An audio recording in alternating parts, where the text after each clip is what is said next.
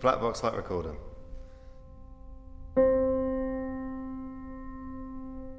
I started working with instructional scores and ways of asking performers to do things that were free in a way but also very limited in others, somewhere between improvising and notated work. And I had this idea of a piece where just or middle C and a series of words, and the performer would play the series of words. That was kind of instructional scores, and you make an instruction and the performer completes it. And so I came up with these kind of distinct panels.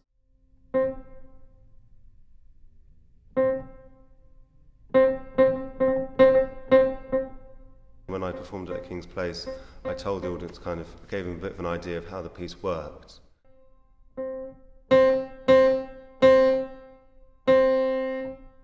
But I've done it other times, and I think people enjoyed that. People enjoyed being kind of in on it.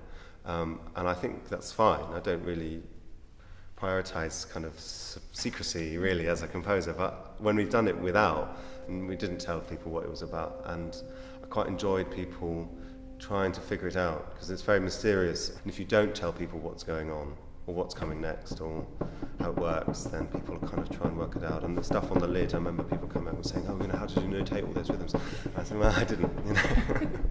And why black box flight recorder? Well, because it's a sort of play on the piano, which is a big black box, as we can see, and it's kind of using the piano as an object rather than an instrument. And so I like the idea of talking about it as a big box, and then black box flight recorder popped into my head.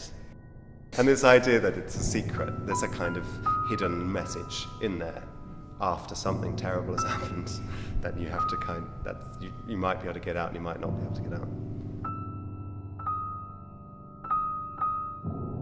Well, the forearm stuff is just nicked from Henry Cowell, who was an American kind of experimental composer beginning of the 20th century.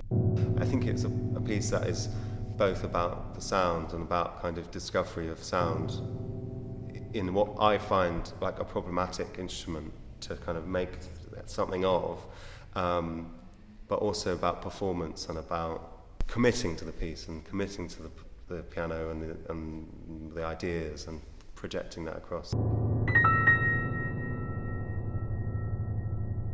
Was this also a sense of making the audience feel any awkwardness or uncomfortable? I mean, was that part of your... Do you ever get that response?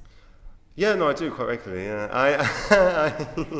I that's not through design, really. I feel drawn to things that are long. I like minimal stuff for very long periods of time. I'm increasingly play with kind of feelings of embarrassment and performance, but I think they're feelings that are innate in performance, any kind of performance. And I think I'm just being honest about that in the work, There's these kind of weird blind spots within classical music that they think it's not really theatrical because we've always done it, but it actually is a theatre and it's a performance of a particular kind. So I think it's kind of needling these kind of fault lines in the classical music kind of repertoire and recital etiquette and all this kind of stuff.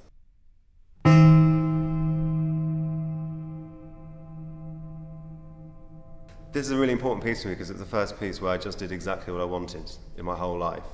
Everything else I was doing pieces that I felt that was what was expected from me or whatever, whether that was true or not. And this time I just thought, just do whatever I want.